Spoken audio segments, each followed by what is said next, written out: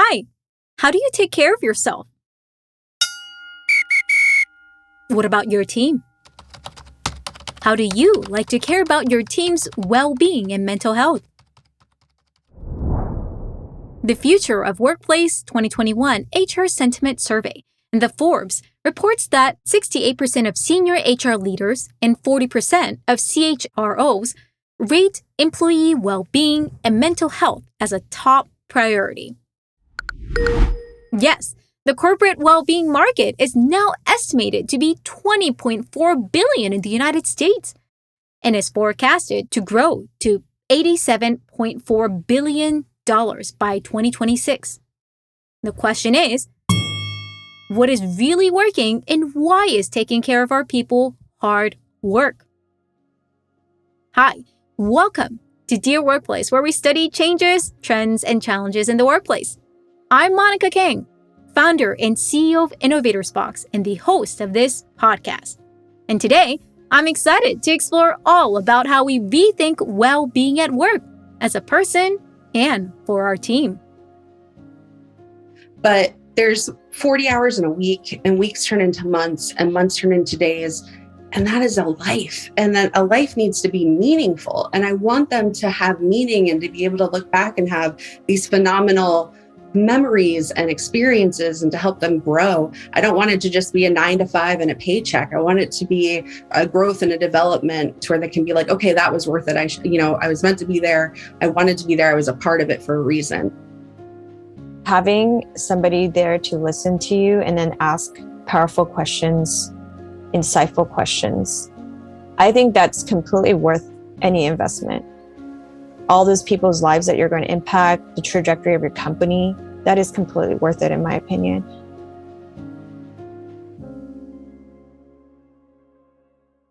As we reach the end of the year and 2 years of working in the pandemic, these questions on well-being at the workplace are becoming even more important and timely. Today's conversation is even more timely as I'm preparing this show in between a couple of restless nights and insomnia after being stressed about all the deadlines and projects to finish towards the end of the year and prepare for the new year. Yes, I'm human too. I have my ups and downs. So whether you take good rest and care of yourself and your team or not, today is a good reminder of why this is so important and how it's time we rethink what it means to think of the team's well-being in the workplace. Yes, that time of keeping your personal stress or emotions outside of work is old school. But how can we do this better beyond just talking about it or asking how you are feeling to one another at work meetings? On a scale of 0 to 10, how would you rate yourself and how well you take care of yourself? 10 being excellent and 0 being not so well. Honestly, most of us will have a different number every day because no matter how much we try or intentionally engage, some days we're just not able to feel fully ourselves. The key is what you do when your number are below 5. Do you wait until someone notices? Do you pick yourself back up and give yourself space to process it? Who helps you stand back up again? But it's one thing to know about how we take care of ourselves. It's another to think about our team. Our team has multiple people with different feelings, interests, different styles, and needs. Where do you start with how you support them? How do we know what will work well? When I asked these questions to a few leaders today about how they take care of themselves and their team, they reminded me of how important the intention is. I'm inspired every day that I walk in the building. People think of the military absolutely as, hey, they have signed their life basically on a blank check to the United States of, hey, this is my life. I'm putting it in your hands. They may or may not take that check. That is something not any other profession asks for. So I take that very seriously, and that I work with incredible people that are making the biggest sacrifice you could ever possibly even ask for. Meet Jackie Leaker, the Deputy Director of the Public Affairs at the United States Forces Korea in Seoul, South Korea. Jackie not only thinks a lot about her team, but she also does a lot for them. Serving this role, especially during the pandemic where most of the public affairs work had to go hybrid, meant that a lot of her and her team's work had to adapt and evolve. And as someone who deeply cared about her people's well-being, that meant how she expressed care and empowerment to her team had to change. Yes, the in-person team building or get-togethers over meals now became virtual workshops and interactive resource sharing in team meetings. But most importantly, she says it's really where your heart is. Is the care you want to provide rooted simply for your organization's success or really for their well-being? Jackie said first, look at what your people really want as a full person, not just professionally. A lot of her people and others like her are making a sacrifice to serve in those roles to work abroad, away from family and friends. How can she help them grow by being here as a team? So there are GS civilians in South Korea that have moved, and this is all over the world, not just South Korea, but the ones that I work for have moved halfway or all the way across the world. They're not near their families. They are far apart. They have a lot of things going on that they're dealing with personally. So it's not just the profession, but I look at them as people. And the Department of Defense does this great job of you get to experience some of the most phenomenal leaders. And because you get such varied experiences, you get some of the not so good ones that you get to learn from.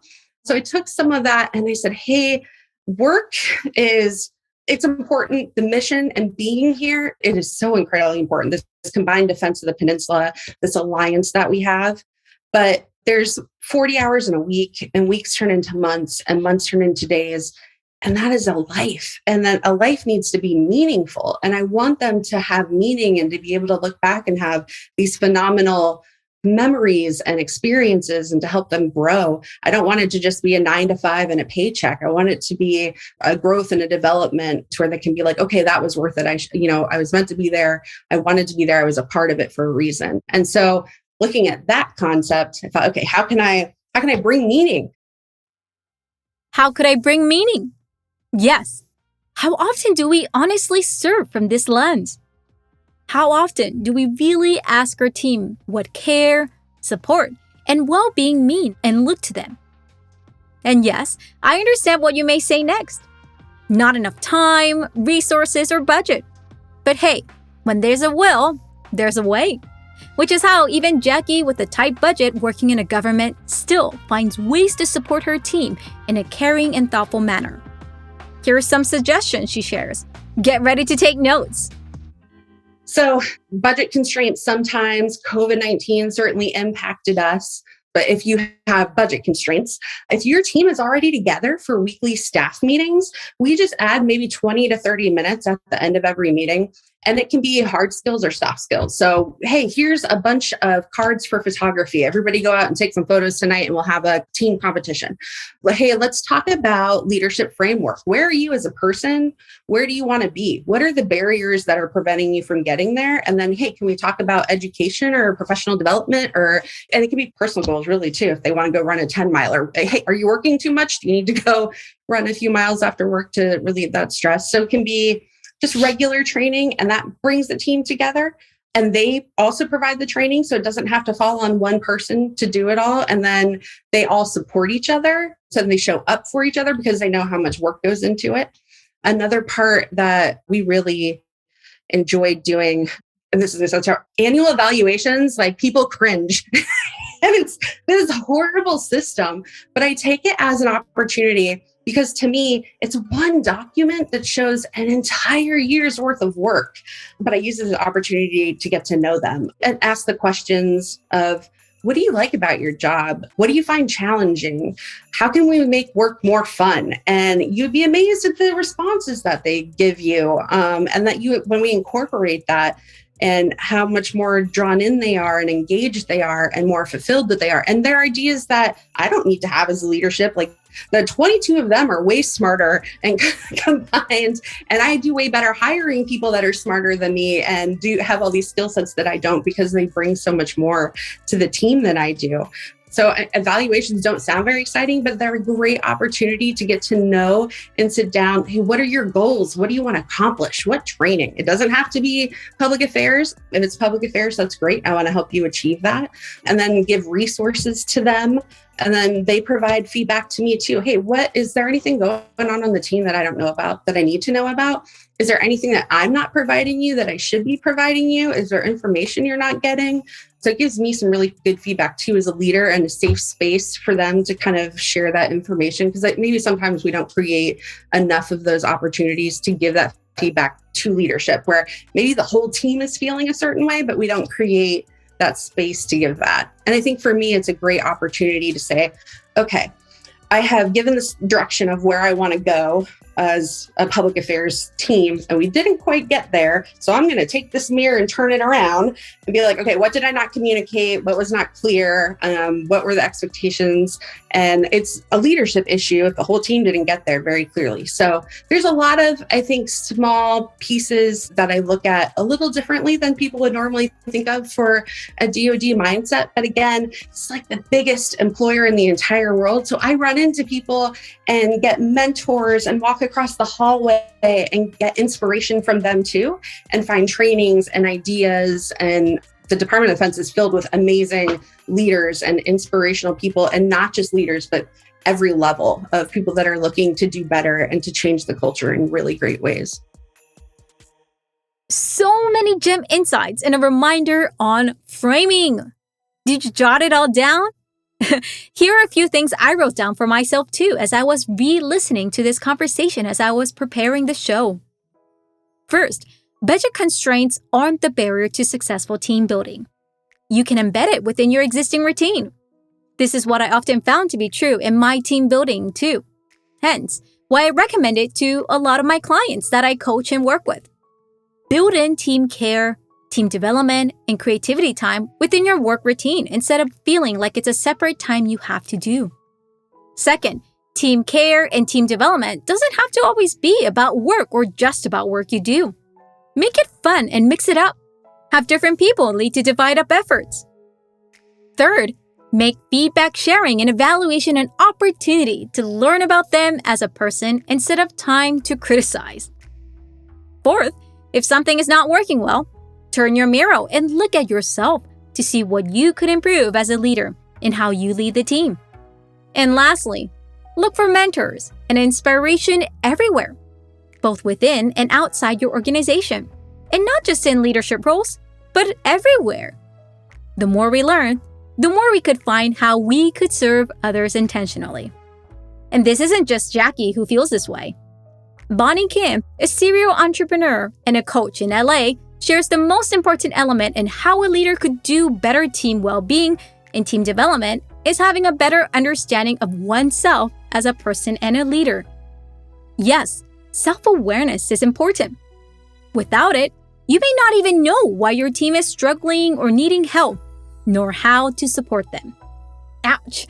That's a lot of signals you are misreading as a leader. I think, if anything, if I could catch all of these attributes that I want to put into one direction or one actionable item, is to gain as much self-awareness and improve yourself on that. Because empathy comes from having self-awareness and working towards building and connecting with someone. Vision casting to inspire your team also comes from self-awareness. You can vision cast all you want for Q4 when it's Q1, and the team will not be on board, but to you, they may say, this is awesome, great, but inside, they're confused. But if the leader is self-aware enough to know, okay, these are my tendencies. I tend to go 150 miles per hour. I tend to not give any context to my team. And I keep hearing that my team is struggling, but this is just the way I am. Well, that's not very helpful, right? Developing self-awareness and then moving towards productive action. Bonnie Kim gets this to the root because she has experienced this nuance multiple times throughout all her businesses in several industries, such as restaurants, nonprofits, media, marketing, and now in coaching. She is often referred to as the secret weapon for impact makers and loves working behind the scenes and supporting those on the front lines leading with impact intentionally. This is why many of her clients refer to Bonnie as their Olivia Pope. Yes, Olivia from the Scandal TV show who solves all the complicated problems with grace and thoughtful strategies. And as she helps startup founders conform their performance-based identities to avoid burnout and lead from empowered and intentionality, she thought a lot about what is really at the root that makes certain leaders and teams thrive more than others. She wanted to hone those skills and serve leaders and teams now on this holistic picture of care, well-being, and resilience, because she has experienced what it was like to not have all of that and feel constant burnout as a driven leader before. When I started my nonprofit, I was 24. I was going to grad school, had the energy of a 20-year-old. So, pulling all-nighters, I can do this, master's program and do this, managing this new nonprofit. And, I had a team of at one point 40 people to take care of while I was still going to grad school, which was very intense. And everything would just bleed everywhere. I worked nonstop, morning to night. It was like an amazing, addictive feeling. It just felt so fun. However, my body was so angry with me, but I just kept thinking mind over matter, push it through. And I've trained myself where my mind goes so incredibly fast to the point where my body at certain points just imploded. So the biggest wake-up call was in 2015 when I was still doing the nonprofit. I opened up one of the franchise restaurants. I didn't know why I thought that was sane. And then during that same year, I went through a very hard breakup and one of my family members passing away. So that happened in a very short time span of a few months. And at a certain point, I got into an argument with my father and I just mentally broke down. I was on the floor. I was convulsing, like I was mumbling gibberish, and I mentally imploded, and it was very scary. And then I had to go to the hospital. I got shingles. I kept having panic attacks and anxiety attacks. So for the next 2 years since that moment, anything that I tried to do that felt intense resulted in a panic attack or anxiety attack. And it was the most frustrating thing during that time, considering I've built myself up to have such stamina, such intensity, and yet my body is just constantly collapsing. So at one point, I decided maybe this is not the right way. Maybe I should try being kind for once to my body and kind to my mind. So those 2 years were pivotal in that I just went into all of these activities I found calming and very respecting and honoring to my soul. I did ballet. I went into painting, what I always wanted to do as, a closet artist. And that really taught me how to create space to honor my soul and not to think that output equates to my worth. So it did take 7-8 years of me not realizing, then a breakdown. And I would say 6 more years of making a cognizant effort. Wow. I'm having goosebumps as I listen to Bonnie's reflection on this. I'm guilty of being there, where I let my mind drive what I think I could do instead of listening to my body. And how often have we led that way, not only for ourselves, but also of our team? I also appreciated the honest reflection she shared and how long this process took. Again, my Korean American genes want me to get everything happening fast. Pali-pali, as we say in Korean, is included in every sentence as a norm. As fast is the norm, but perhaps that's the very thing that's preventing me from fully seeing how I could take care of myself and my team better wholeheartedly, and with a longer view in mind. It got me curious to ask Jackie's perspectives too.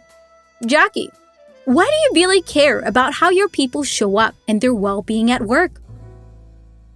So I think about not caring, what that would look like, of coming into the office, logging into the computer, not really interacting with them, emailing them, not really like, here's your work to do, and then doing the work and not leaving the office, maybe going to lunch and coming back and then leaving at 5 o'clock.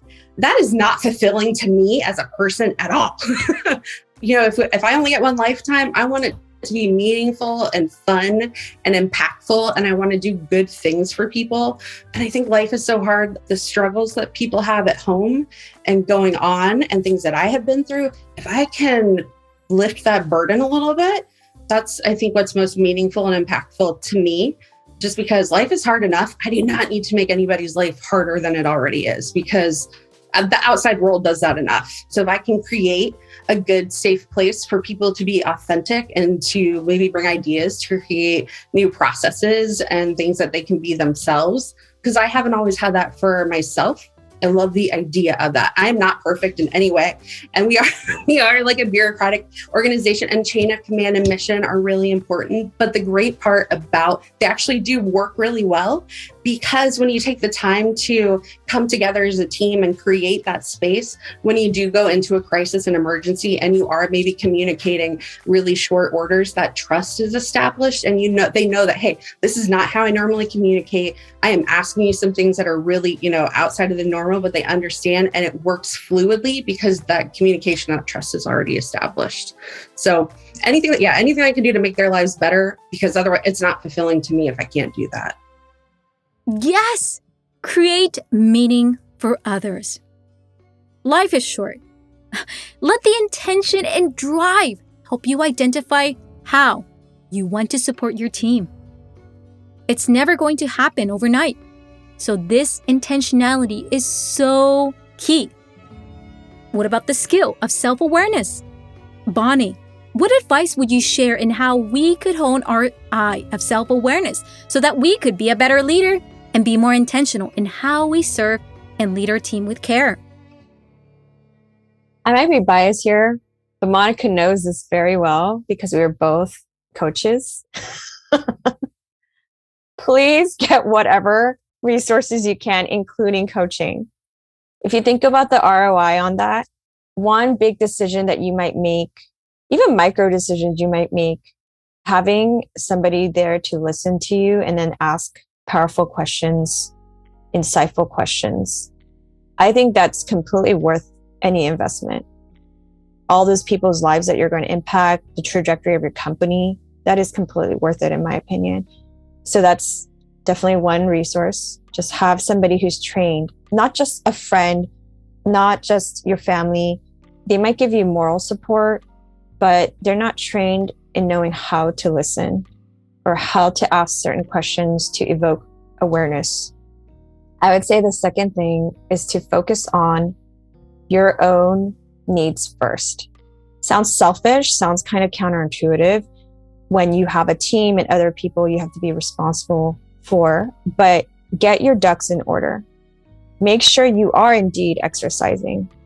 Make sure the food that you're eating is not compromising the way that you think.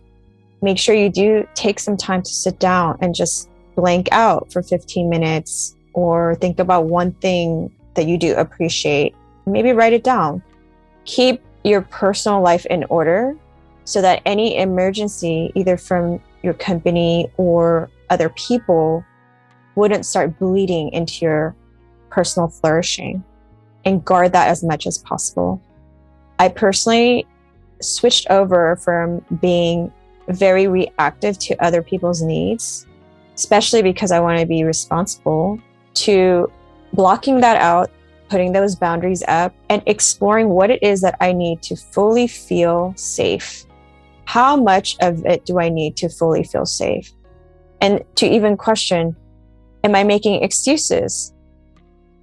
All of this processing done and then implementing that just a little every day has dramatically changed my life. Now I can make decisions from a very clear-minded place not reactionary, can make decisions from a very confident place where I know my own worth because I treat myself with worth. I treat my body with worth.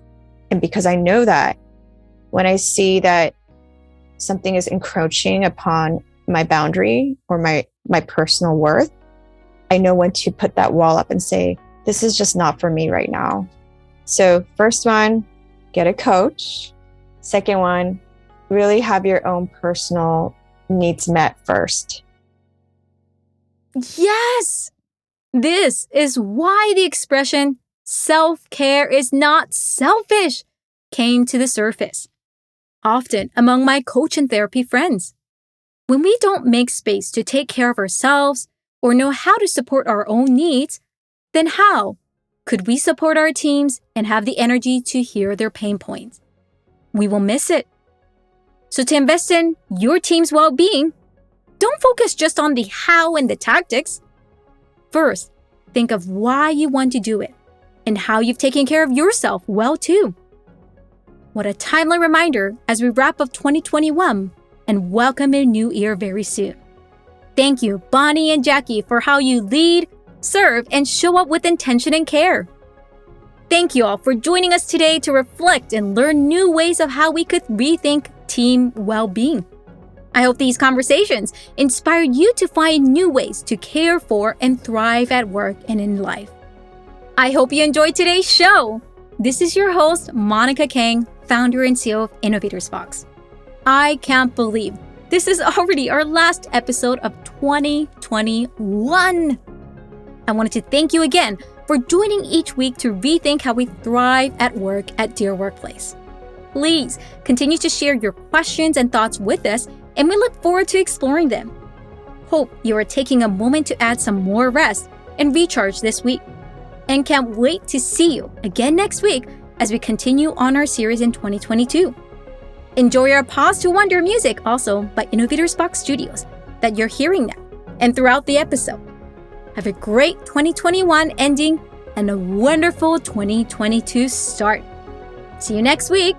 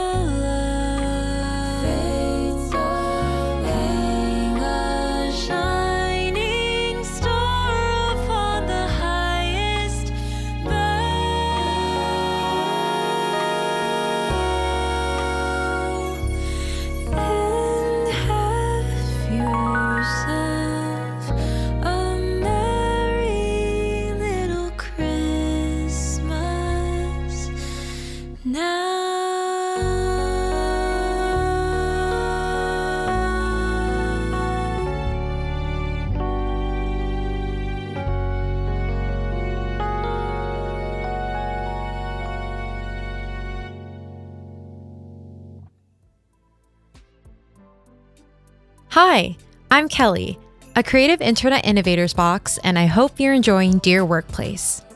Right now, I'm finishing up my last semester at Berklee College of Music, and I'm so excited to live out this season's lessons in my impending music business journey. Wish me luck!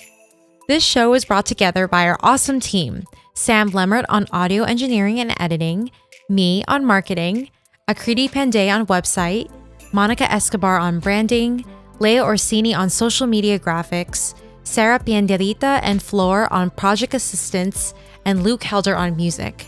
And of course, Dear Workplace is hosted and directed by Monica Kang, founder and CEO of Innovators Box. To continue the conversation of reimagining the workplace, visit us at innovatorsbox.com. Also, don't forget to subscribe, leave a review, and share. We would love to hear what you enjoy and what I can convince Monica to talk about in our next episodes. See you next week.